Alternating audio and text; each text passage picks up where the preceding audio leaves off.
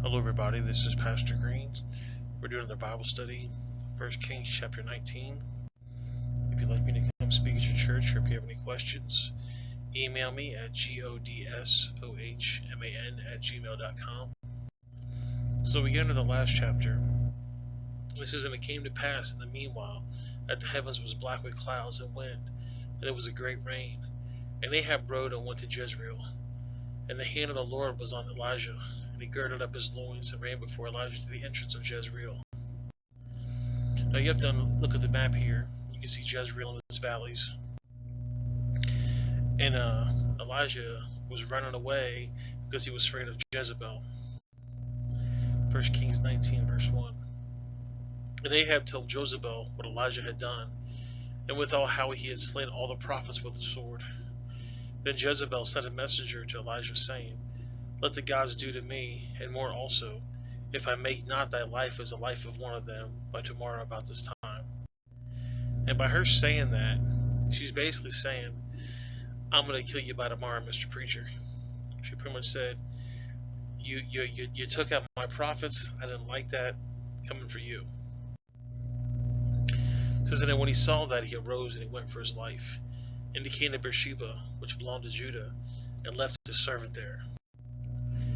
And where all this is basically came about, the last chapter, it says, and the fire of the Lord fell and consumed the burnt sacrifice, and the wood, and the stones, and the dust, and licked up the water that was in the trench.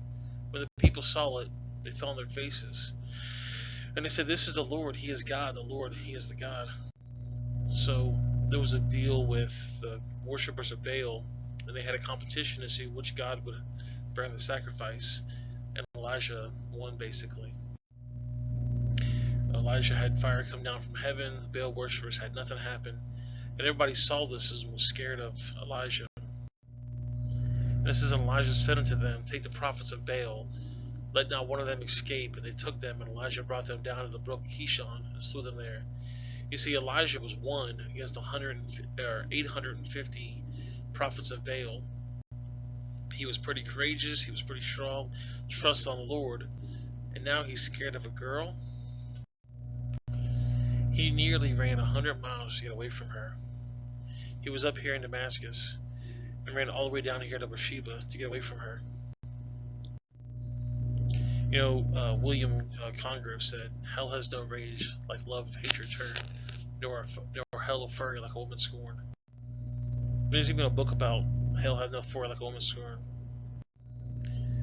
Yeah, this is a woman that took her feminine hygiene products and put it all over a guy's car. This woman wasn't very happy with this guy here, so she wrote him a little nice note. You know, sometimes women get a little angry at you. It's kind of scary sometimes. There's Zena there. Hell had no worry like a woman scorned. Women be like, Nope, I'm not mad. 1 Kings 19:4. But he himself went a day's journey into the wilderness, and came and sat down under a juniper tree. And he requested for himself that he might die.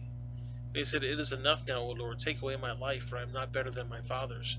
He just took on 150 Baal worshippers, and he's scared of a little girl, he's scared of this woman. Well, this is the juniper tree.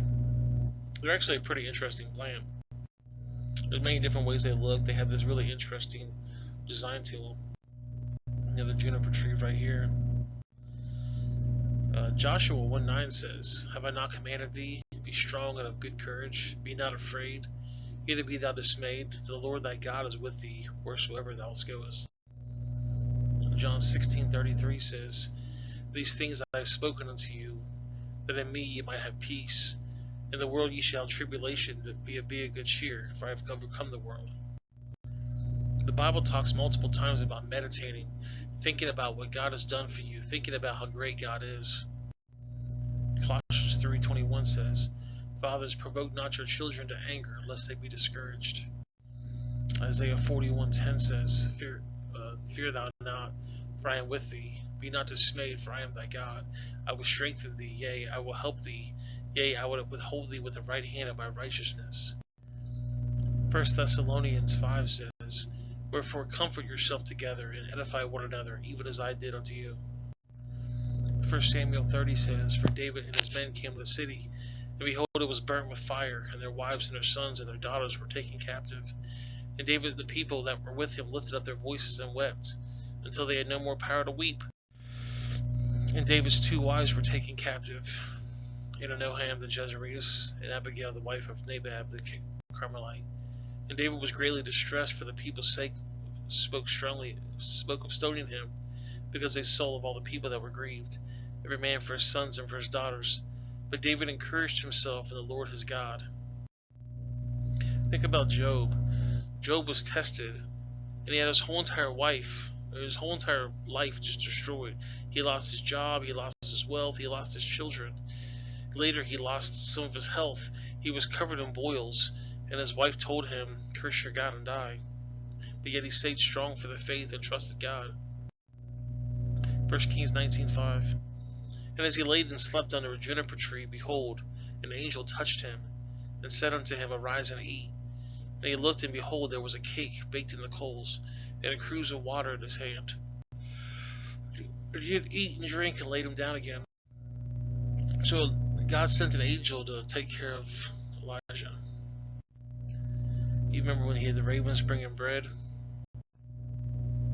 And the angel of the Lord came again a second time and touched him and said, Arise and eat, because the journey is too great for thee. And he arose, and he did eat and drink, and went the strength of meat 40 days and 40 nights into Hebron, the mount of God. And he came thither unto a cave and lodged there. And behold, the word of the Lord came to him.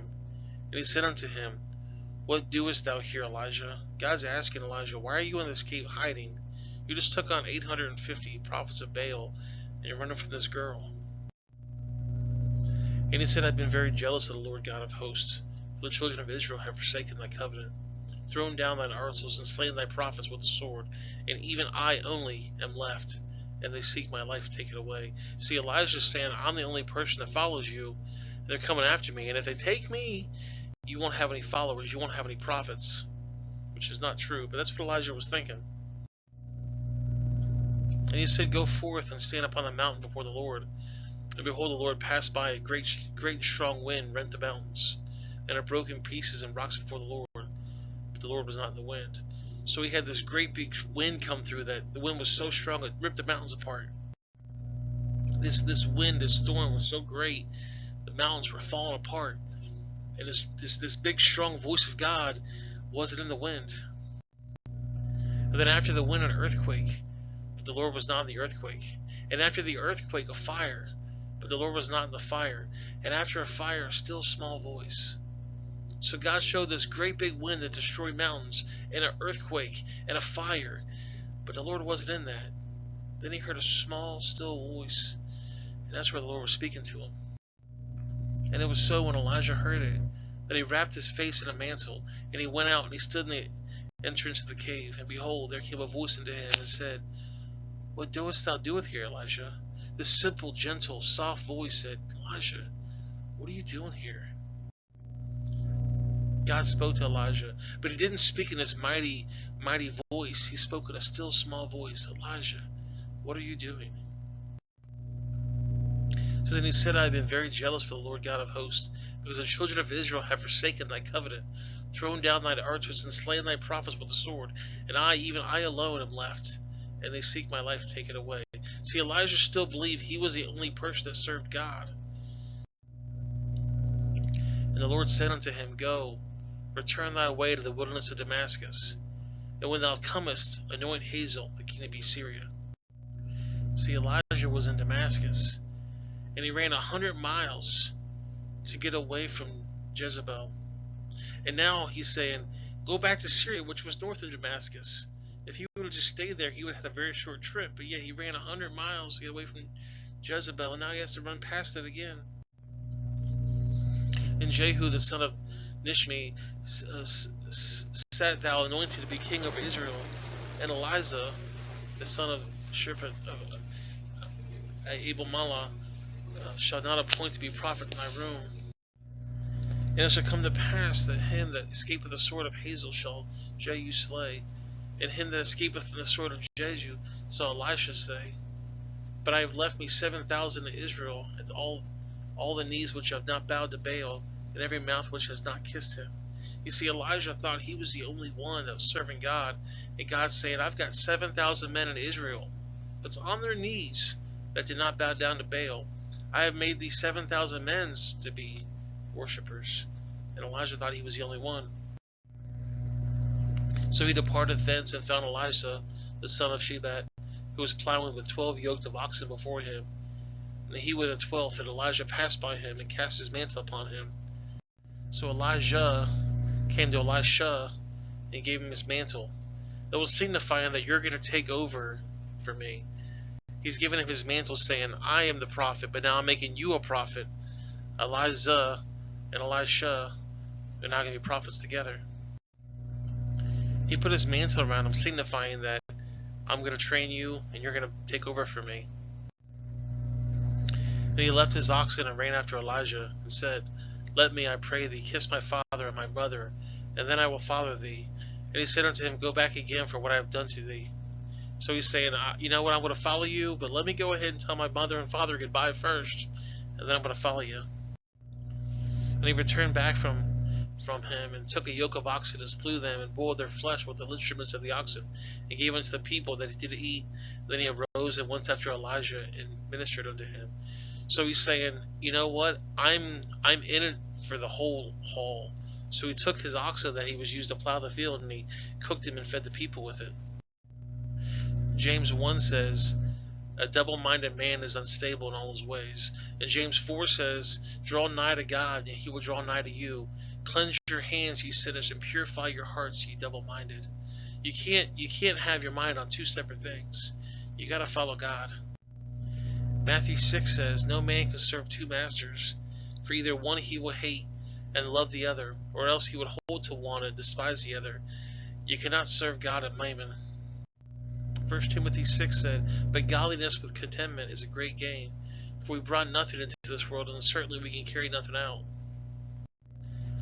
And having food and raiment, let us be therewithin content, that they which are with fall into temptation and a snare, and to the many foolishness and hurtful lusts, which draw man into destruction and perdition.